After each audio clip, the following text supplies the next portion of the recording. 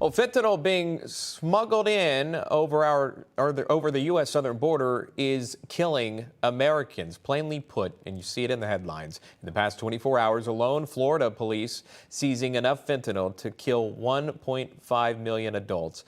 And then this, two sisters indicted after deputies found 850,000 fentanyl pills in a car headed to Phoenix.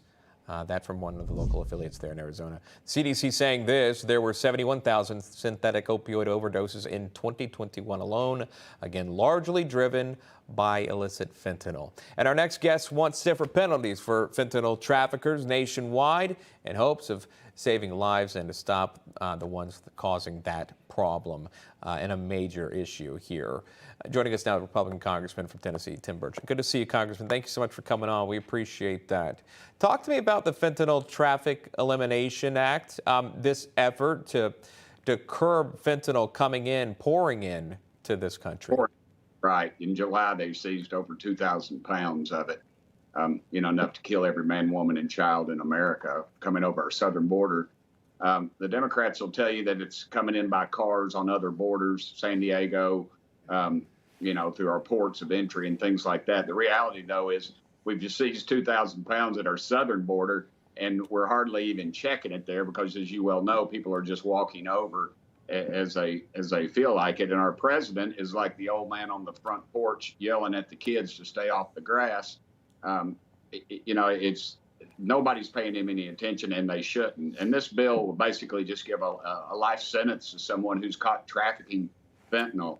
And it's a weapon of mass destruction. We're going to have to treat it that way. We had over 100,000 overdoses last year. 100,000, if you can imagine that. Yeah. And the Democrats won't do anything about it. And you have to ask why, because they will have to admit they've got a problem on our southern border, and their heads are in the sand. And a lot of Democrats are going to lose their elections because they won't say anything about it. It's a little too late now. They're afraid of Pelosi. I get that, but we're losing a generation to this epidemic. Well, it's a conversation based on fact when you have the CDC saying the leading cause of death, ages 18 to 45, is fentanyl-related deaths. You see that, and you talk about stiffer penalties for those bringing it over, but the fact remains is that it got brought over, and you haven't caught all of them. So there must be a way to go back to the root source of it. What do you think that is? Well, it's China, obviously. They produce it in China. Again, our president has no, under Trump, our enemies feared us and our friends respected us. We don't have any of that anymore. China is just mass producing this. They use the mules to bring it across on our southern border easily, just carrying it across.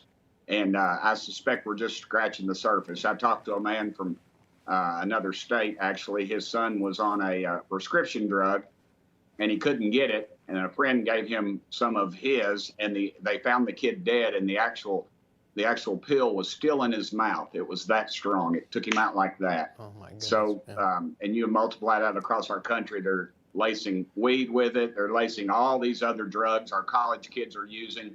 And we've got a real problem. We've got a real problem. I suspect the numbers are a whole lot higher, actually, because of numbers don't get reported in some of our areas, in the urban and rural areas, as quickly, and they find them dead, and they think it's of other sources. But in fact, it is the fentanyl. Yeah, we unfortunately, we had several parents on today, specifically Libby Davis, the mother of Cooper Davis, who says that her son allegedly thought he was taking a Percocet.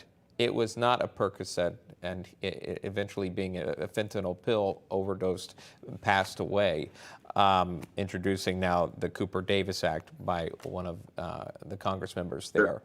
And Adderall is another one that they lace it with. These young kids in college are on it at an increasingly higher amount, and they get it off the street. And of course, it is not Adderall. It is fentanyl. Yeah, these are 18-year-old kids. As she said, he didn't know. But my point is that it's these family stories, because we pop up these screens and it has numbers on it, and it's horrible. But it starts to hit home when you see a mother talking and showing pictures of her 18-year-old son. In fact, many of them these parents went to D.C., to protests about this, to stop fentanyl from coming across the border. You see 71,000 deaths there on your screen, opioid deaths on your screen here. And many say, hey, look, it goes back to the border and securing the border. But you have a vice president and you have a White House that says, Congressman, this border is secure. They're lying. They are lying, and the American public knows it.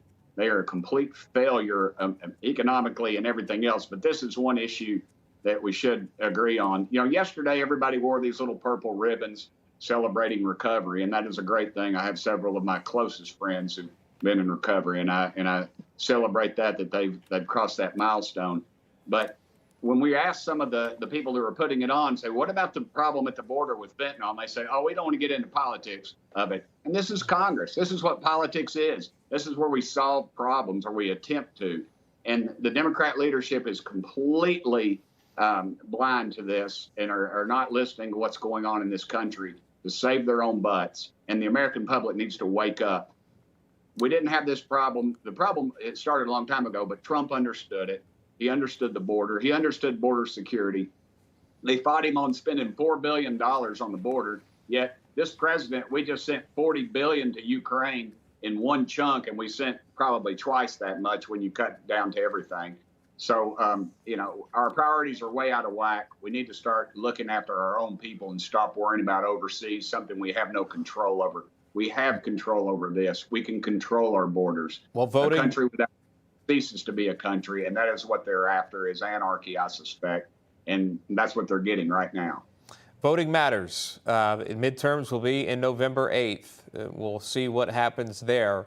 You talk about folks waking up. We'll see how that plays out in November. Tennessee Congressman Tim Burchett joining us live out of time. Congressman, thank you so much. Good to see you.